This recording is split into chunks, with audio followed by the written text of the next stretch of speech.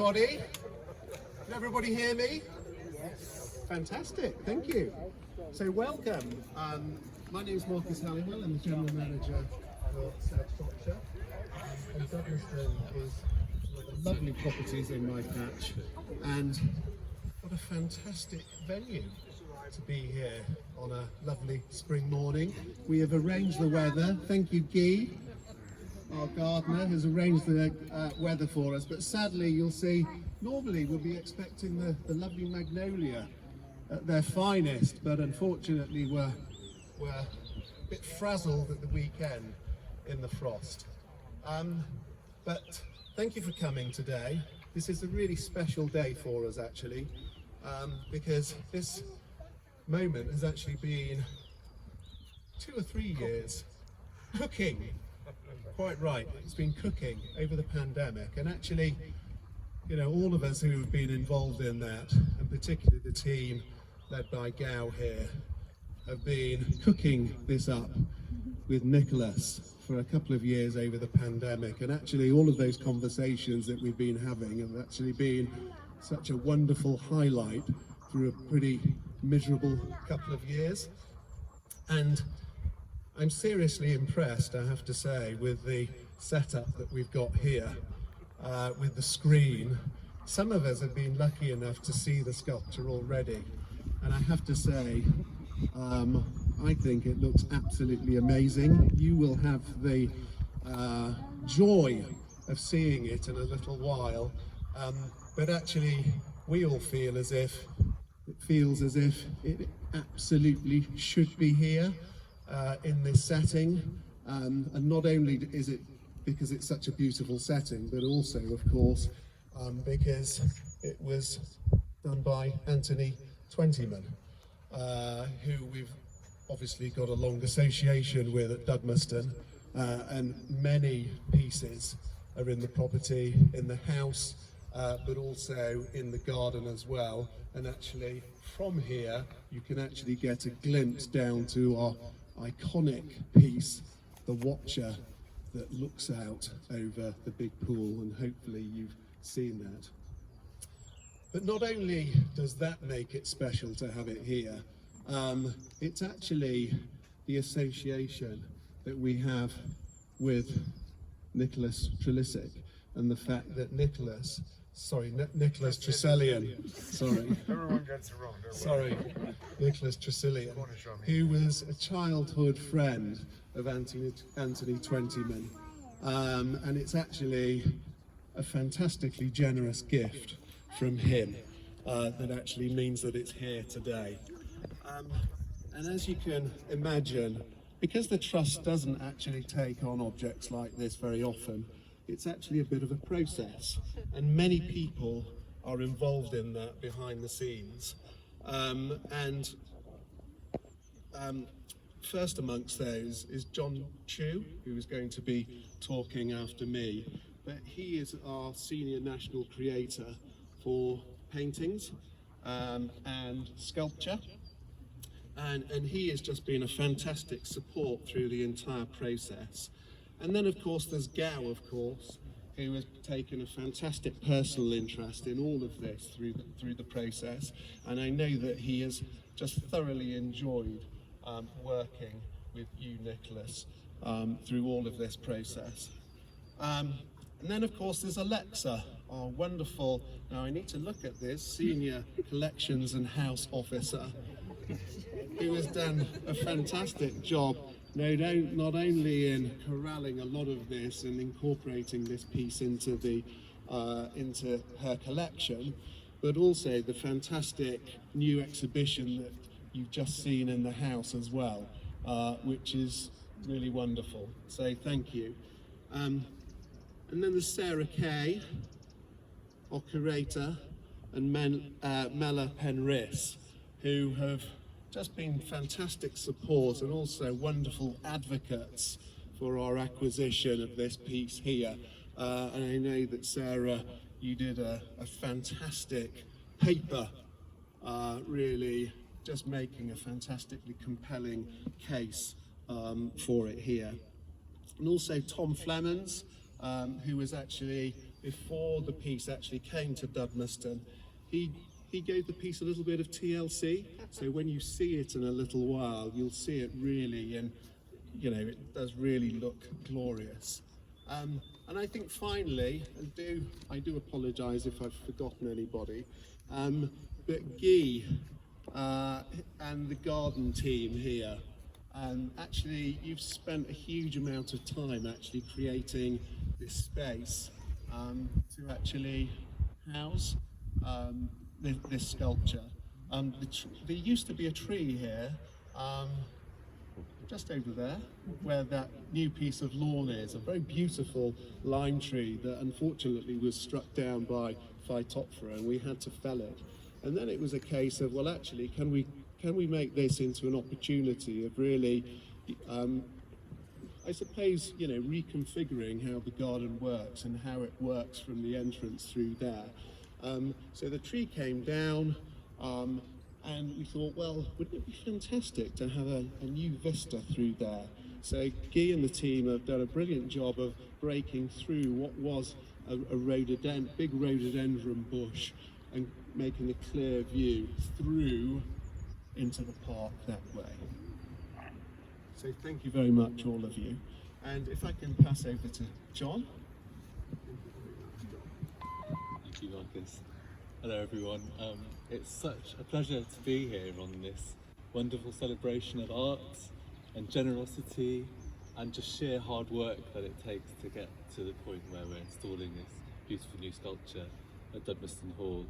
I've only been once before to Dudmaston Hall, before today, and I'm reminded of its beauties and its wonderful art collections and how wonderful the landscape is.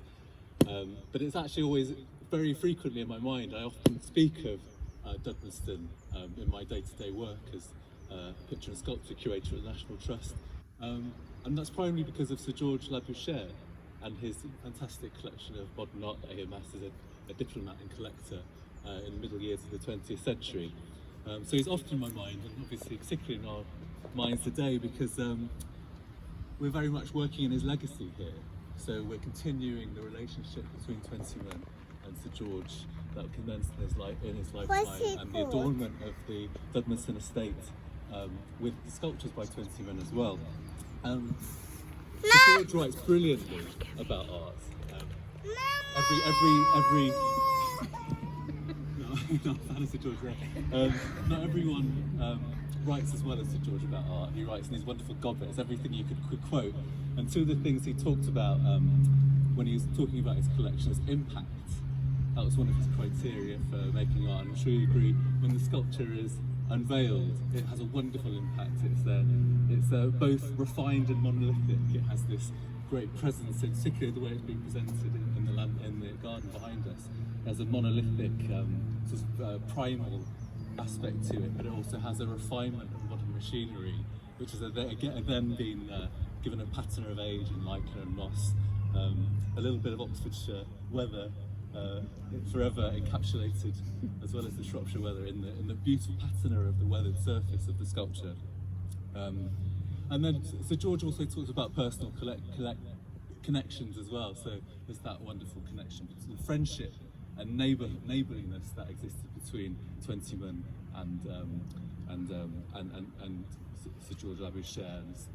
These two estates, the Woodfield estate at Claverley and the Dudmaston estate over here, which have now sort of come together in this sculpture in this wonderful way, because the sculpture, Nick will talk more about this, but the sculpture was for many years at Woodfield. So it just remains for me to add to my thanks to the team who worked on the installation of the work, and also of course add my thanks to Nicholas Tresilian's wonderful, generous act in giving us this sculpture for the public to enjoy.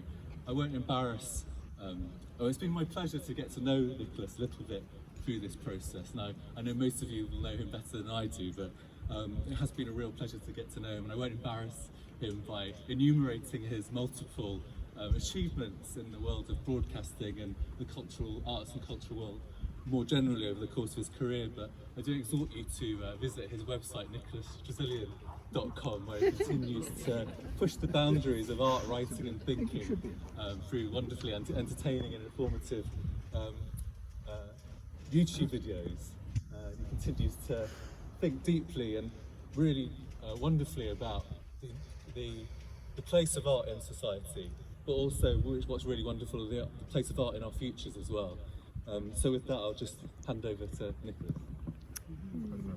I'm deeply flattered to have my website even referred to, full of obscure thoughts, but how lovely of you. And how lovely of Dudmaston to have, well, arranged this day, but also to have done what they've done with such style. Let me just, because this is a serious convocation, obviously, so I must start with the provenance of the painting, of the sculpture. And it was made in, it is Woodfield House, isn't it now? Again, I think. But it's, at the moment, 2 days ago, it was called Westbrook. Anyway, it was made in a little glass studio outside at the back of the main garage of the Twentyman house. I'm on this vehicle partly because I tend to fall over if I'm not, but also in tribute to the Twentyman brothers, both of whom had 2 fast cars. One very fast car for general sort of purposes and getting about, and a slightly slower fast car for shopping. So Dick had, Richard Twentyman, who, there will be Dick and Tony, they cannot be other to me. Dick Twentyman, the elder brother, had the architect, had a DB4 for really getting about, and a Triumph Vitesse for shopping. And Tony had a Porsche Cabriolet for really getting about, and a Mini 1275 GTX molten tuned for shopping. So in all respect to them, I sit on this. The provenance, the provenance of the sculpture, it is one of the very last that Tony made. It is, when you are allowed to see it, you will see it's slightly larger than him, and it's a great testament. It's such a physically small man that he was able to take on these great lumps of stone and work with them. And his 2 great works, one is at the bottom of the garden of the lake here, the Watcher, and the other is the Blade, and they're very different in character. And the Blade in particular, when you look at it, you will see it's got a sort of double character. It is a fine piece of carved stone with the same sort of sensitivity for the heave and hump of landscape that Moore and Hepworth both showed in the works that they directly carved. But it's also, if you look at it carefully, a very enlarged representation of a gas turbine blade, the sort of thing that you'd find in rings in a jet engine. So it sort of speaks a double language. I suspect that the gas turbine blade resemblance is sort of subliminal, more or less, in Tony's case. But it's a beautiful thing. When he died, Tony left a list of all his remaining sculptures as little squiggles, about 30 or 40 of them, and a list of all his friends who could be asked to take one. And since this particular sculpture was by then, Dick had died and Tony had a house, Willowbrook House in Claverley, with a lake. And this sculpture was standing at the end of the lake and looking very beautiful. And I sort of held back in case any of the family made a grab for it, so to speak. And gratefully none of them did. And so it came to us. And it lived with us in our old house in Wiltshire, the old vicarage in Marshfield, in a wild garden, and looked wonderful there. And then when we moved, it was very kindly taken on. We half moved to Spain. It was very kindly taken on by Julius and Andrew Wilson, and placed in a woodland on the way to Keeper's Cottage in Marshfield. And there it looked even more wonderful. And I know that unplugging it from the ground was, well, it was hard for you, but I thank you so much for having it given it house room, and then letting it go. And then when it went, its passage was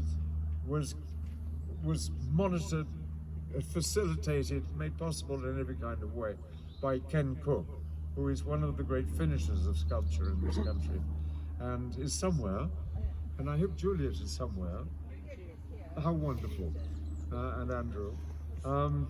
And so it tottered up a very narrow lane and was put on a flatbed lorry and taken to a sort of nursing home, where the chips of generations, or several generations, you can't move a sculpture without pain,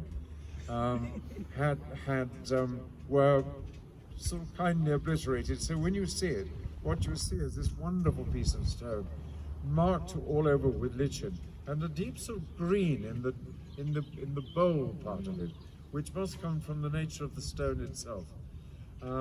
It's a very English thing, and it's very much the product of the man who made it.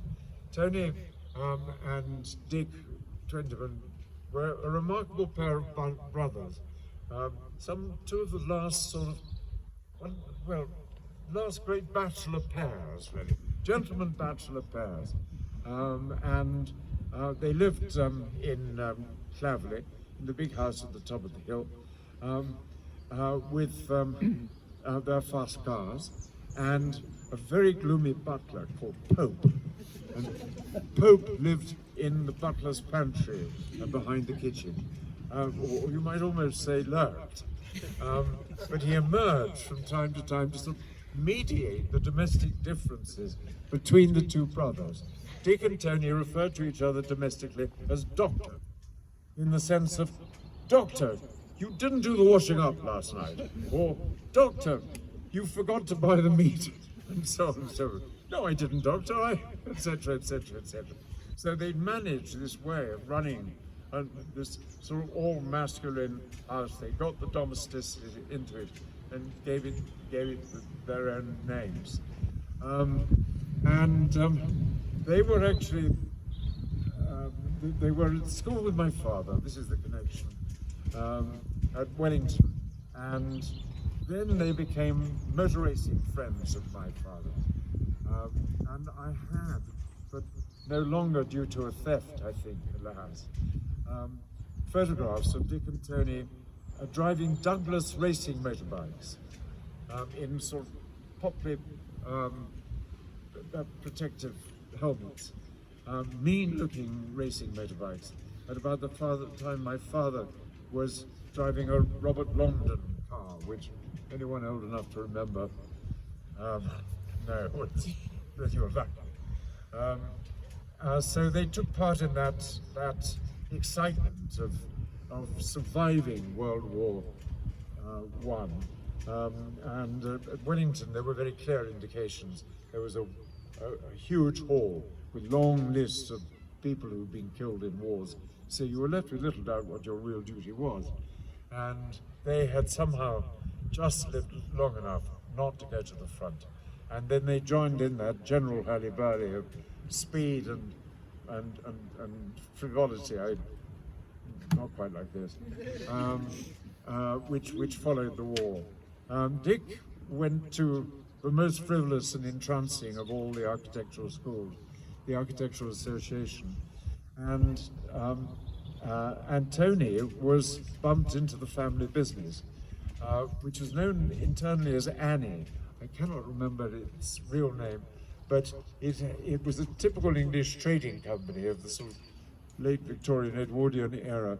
It sold steam engines to Brazil, and it grew tea in Ceylon, Sri Lanka. Although somehow the tea we always drank was from Assam, but that's how I remember it. And Tony himself he told me once the story of how he was in either Assam or Sri Lanka, and he'd gone for a walk away from the tea, the sort of factory lines, into the jungle. And as he turned and to make the journey home, he was quite deep in the jungle, he became aware of something, an animal, padding along about 20 yards deeper into the jungle from him and keeping track with him as he went. It was tiger country, and it was a large enough creature to be something like a tiger. And so Tony held his pace. He didn't run. He stiffened his back and he walked at exactly the same speed that he began in. And this creature walked pad, pad, pad along, pushing aside the brushwood just above him. He never saw it, and finally he reached the company lines, slipped inside the gate, and was safe.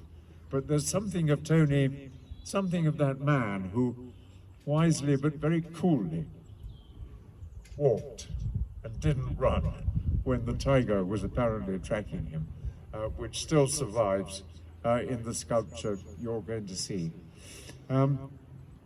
When the war came, Tony had already begun to rebel against his job as a corporate employee. And there are still in existence, and I remember seeing at Claverley, one or two wooden sculptures directly carved into the wood, as direct carving survives behind the screens there. They were part of a period when, as Tony reminded me, he used to go into the West End and look at prints by Moore and Sutherland and so forth, and not be able to afford to buy them. And it reminds me, actually, of many years ago, being walking past the St. George's Gallery and seeing a Picasso print for £40 and not being able to afford it. But after the war, Tony would become another person. But the war intervened, and in his case, in a most violent and awful way. Dick was in a reserve profession, so he stayed an architect during the war. He built distinguished schools, and people used to talk to me about the clever detailing of his sort of modernist school buildings and so on. He certainly earned respect, and there is as well in Wolverhampton, from after the war, a very beautiful church with the most wonderful, enormous blue John Piper window. And the Pipers were great friends, John and the Van Wee, of Dick and Tony.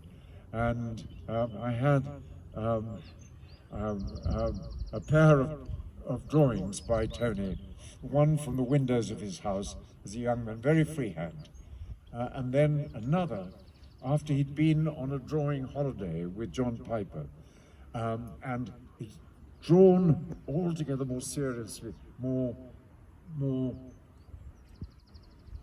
observantly, more and more resolutely. So Piper had made a difference. Anyway, the war came, and Tony signed up in the Royal Air Force, and with his love of fast cars and fast motorbikes and so on, might have had dreams of being a pilot, but in fact was commissioned as the lowest of the low, a second flight lieutenant, I think it is, and flown out to Singapore, where it was going to be his job in this great English fortification to oversee the servicing of a small squadron of Hurricane aeroplanes, which were flown out to protect it against the Japanese. And then they were all shot down, sadly. And as you probably know, Singapore had all its guns facing out to sea. Really sensible, big port. But the Japanese had the bad taste to invade from the behind, across through the Malaysian jungle. And so they surprised the British and Australian armies, whom they outfought in the jungle, and then they came crashing in over the causeway which is the single bridge which separates Malaya from Singapore, and it's still moving. If you see it, it's still. I've been there once. It gives you a terrible shudder down the back. Anyway, the Japanese came over the causeway, and there was a general order of sauve qui peut. Get out any way you can to those who remained in Singapore. And Tony made a run for the harbour and found himself on board a big motor launch. And he looked around, and somebody had to give the order to sail, and he was this very young aircraftsman, was the senior officer on board. So he gave the order to sail, and they set forth into the Malacca Straits, I think it is, and straight into fog. And the fog deepened, and they drove on compass bearings, hoping to get to Sumatra sometime. And then the fog lifted, and there was a Japanese destroyer, which machine-gunned their wooden boat, and then disappeared into the fog again. And so Tony, as the senior and not yet wounded person on the boat, had the responsibility of determining everyone's fate on it. And he did what the honourable thing was in those days, and couldn't have been anything else. He aimed for the Malayan coast, found a Japanese-occupied port, and handed his wounded over to the mercies of the Japanese army. And I don't know what, and he doesn't know what happened to him. But he was immediately taken prisoner and made to work for the next 3 years as a slave on the notorious Burma Railway. And you need to remember that the man who survived that also did that. He arrived at the end of his 3 years. He's never talked about it that I know of, never talked about the unspeakable suffering of the work as a slave on that railway. He arrived weighing 6 stone at the end of it, a mere cadaver really. But he did tell me one thing. One night we were visiting St. Ives, we were on Trencron Hill, we'd hired a house and the fire was roaring away, and Tony sort of slipped a bit. And he told me one story about how they had by this time arrived at Changi Jail, the big prison beside the airport.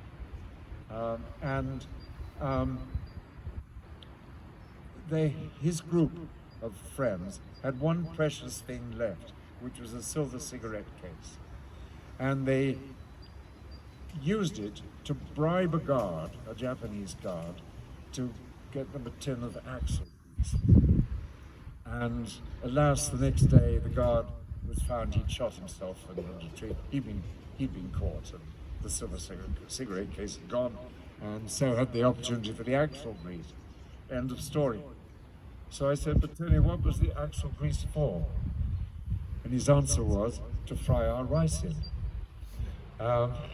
There's one sort of slight modification. It's not quite as bad as it might have sounded, because they were in Castrol country, and Castrol made a vegetable-based rather than a chemical-based oil. So perhaps, I've never tried it, perhaps you could fry rice in Castrol axle grease, and certainly if so, from a Twentyman point of view, it would have to have been Castrol R, which is the racing, the scented Castrol. Tony had, when the wall came down, when the war ended, Tony had, I think, the exquisite pleasure of getting out of Changi Jail, worming his way through smartly clad officers on the steps of the Great Hall in Singapore, where the surrender was being taken, and pushing his way forward, this grimy little cadaver of a man, to the point where he could actually watch the Japanese generals signing the documents of surrender under the eye of Lord Mountbatten, our viceroy of those days. He also added to me, which is a rather sad undertone to this story, that Lady Mountbatten ordered a great feast for the prisoners, and it killed quite a number of them, as you can expect, considering their diet.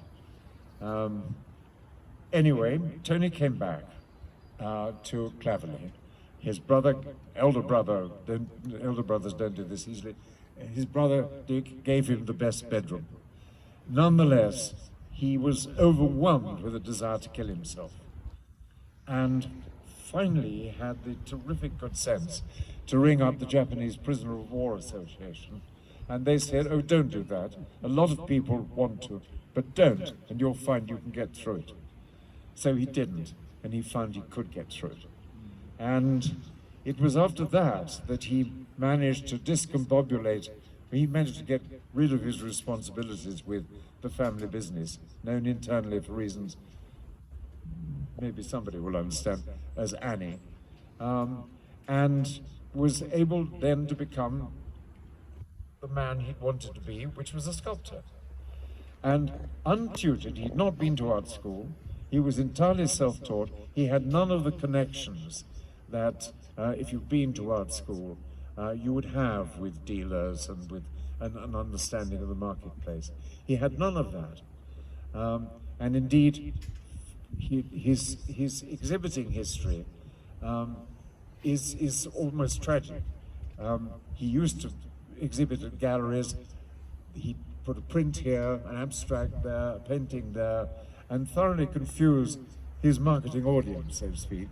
And nobody knew quite what he was, and so he never rose to become anything in that field. Though, if you've been in, or when you do go into the gallery here, there is an absolutely smashing series of paintings of the seasons, abstract paintings, very sort of abstract expressionist in spirit, which he never showed me, and I never knew he'd done, but which really stand him up as a painter. And as for a sculptor, well, again, there was such tremendous publicity around the people who knew how to present themselves, entered the Venice Biennale, made vast sums of money, or made vast amounts of fame.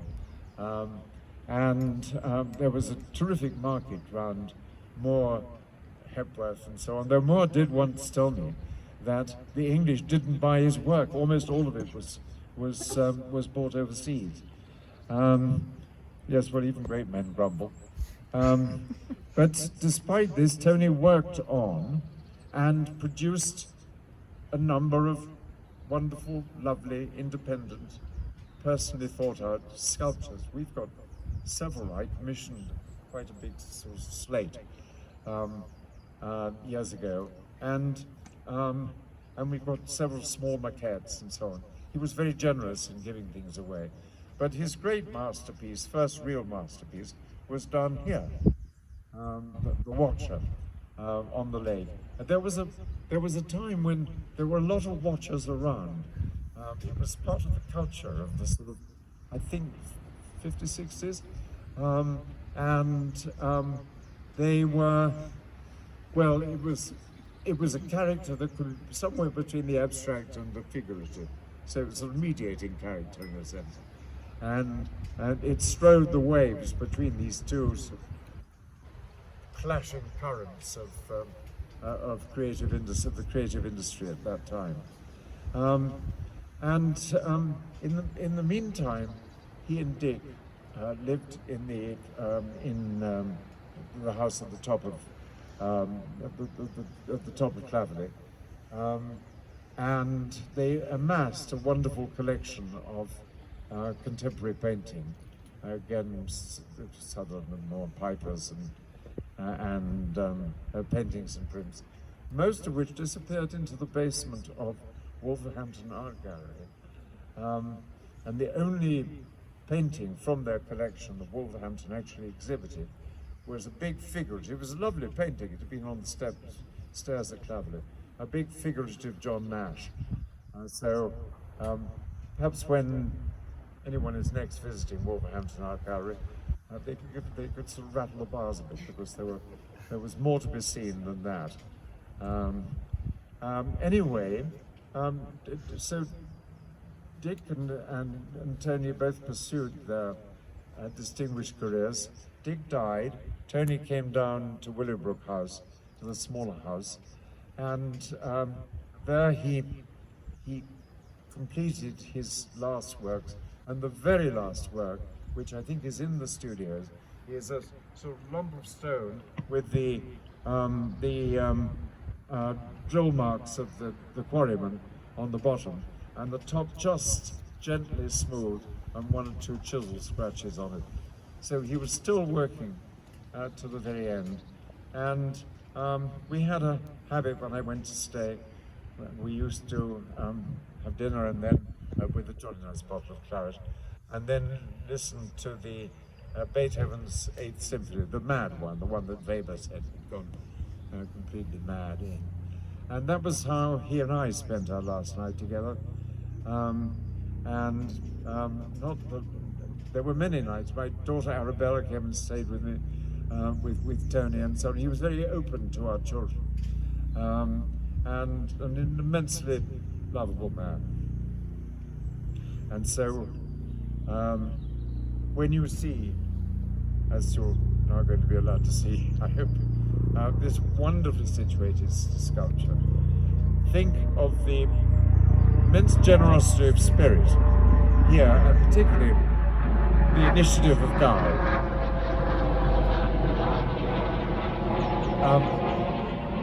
Supported by Alexa, who really willed this to happen,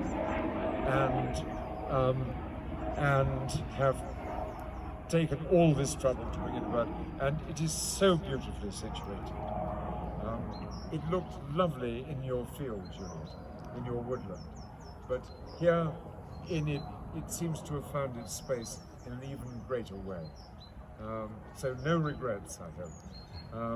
And also it brings together the collection and the seriousness of this sculptor, who was overlooked in his own time, but is actually a seriously good sculptor. And this work in itself just tells you so much, but so much. And you can perhaps understand it not only as a beautiful sculpture in itself, but also as a monument to the triumph of human courage and unbreakable imagination, and as a tribute, if you like, to the man who walked, knowing he was being tracked by a tiger, and just very coolly kept walking and didn't run away. Wow.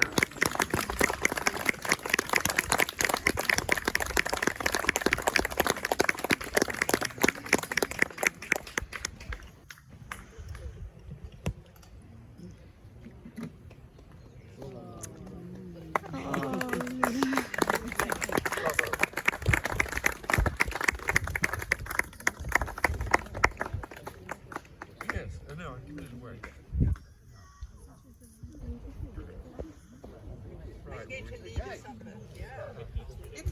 Sometimes it goes and sometimes it doesn't. Wait a minute. It'll go in here. Bravo.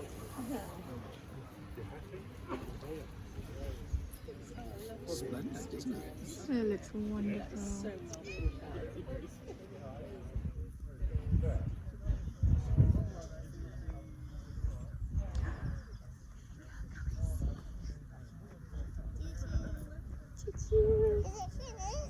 Yes, darling. We're going to go and see the blade. Wow. And we've got a biscuit, lucky you. That was a very good unveiling. Magical.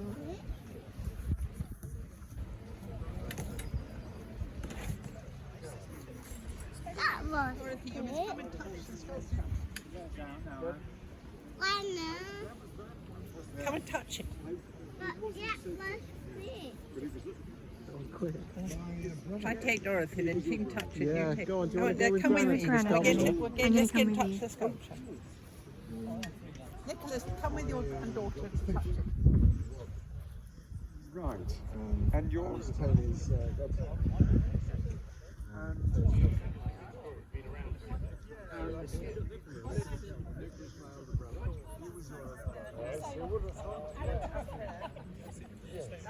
What a great pleasure.